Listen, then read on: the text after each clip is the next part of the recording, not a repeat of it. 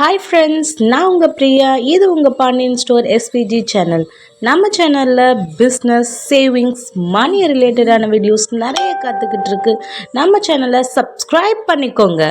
Ready, let's go. என்னது, இந்த business பண்ணால் வீட்டிலேருந்து 2000 வரையும் சம்பாதிக்கலாமா? இந்த பிஸ்னஸ் பண்ணுங்க 1.5 லட்சம் வரையும் சம்பாதிக்கலாம். வீட்டிலேருந்தே நீங்கள் டைப் பண்ணி கொடுத்தா போதும், உங்களால் டெய்லி 1500 வரையும் சம்பாதிக்கலாம். இப்படிலாம் நிறைய வீடியோஸ் பார்த்துருப்பீங்க, நானும் பார்த்துருக்கேன். இந்த பிரயோஜனமே இல்லாததுங்க. இப்போ நான் சொல்ல போகிற பிஸ்னஸ் உங்களுக்கு பெரிய லெவலில் லாபத்தை தரலைன்னாலும் உங்களோட ஃபினான்ஷியல் ஸ்டேட்டஸை கொஞ்சம் ஓரளவுக்கு ஸ்டேபிளாக வச்சுக்கிறதுக்கு ஹெல்ப் பண்ணும். வேறு எந்த பிஸ்னஸும் இல்லைங்க, பழைய துணி தைக்கிறது தான். நிறைய பேருக்கு நம்ம ஊரில் வீட்டில் ஒரு தையல் மிஷின் இருக்கும், ஓரளவுக்கு தைக்க தெரியும்.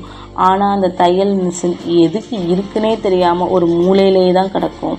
ஆனால் அதை எடுத்து நீங்கள் ஒரு பிஸ்னஸாக பண்ணலாம், பழைய துணி தைக்கிறது. இந்த பிஸ்னஸ்க்கு மெயினான ஒரு ரீச் என்னென்னா உங்களோட பேச்சு திறமை மட்டும்தாங்க. இந்த பிஸ்னஸ்ஸு பெரிய அளவில் ரீச்சுக்கு கொண்டு போகும். நீங்கள் நல்லா பேசுகிறவங்களா இருந்தீங்கன்னா உங்களோட தெரு, உங்களை சுற்றி இருக்கிற ஒரு 5-6 தெருக்கு நீங்கள் ஒரு பழைய துணி தைக்கிறீங்கன்னு தெரிஞ்சால் மட்டும் போதும்.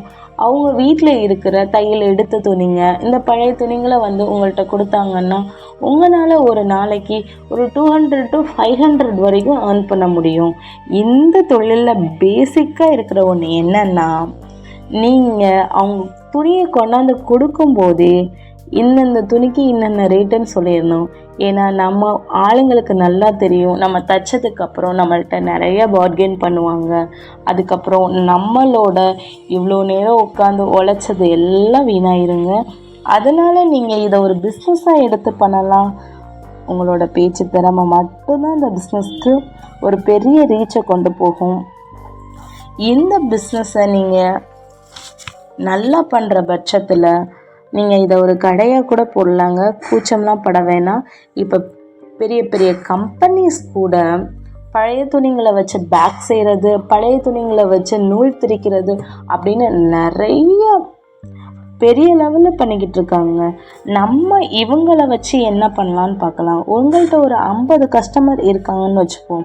இப்போ இந்த 50 கஸ்டமரை வச்சு நீங்கள் sari business, nighty business, tops, leggings, இந்த மாதிரி நிறையா பிஸ்னஸ் உங்கள்கிட்ட கஸ்டமர்ஸ் இருக்கிற பட்சத்தில் நீங்கள் பண்ணலாங்க. இந்த பிஸ்னஸ்க்கோட ஸ்கோப் நிறையாவே இருக்குது. இதை நீங்கள் ஒரு பிஸ்னஸாக எடுத்து பண்ணி உங்களோட வாழ்க்கையில் உங்களோட வாழ்வாதாரத்தை கொஞ்சம் உயர்த்துறதுக்கு சின்ன முயற்சியாக இருக்குங்க. நீங்களும் பிஸ்னஸ் பண்ணலாம், உங்களாலேயே முடியும்.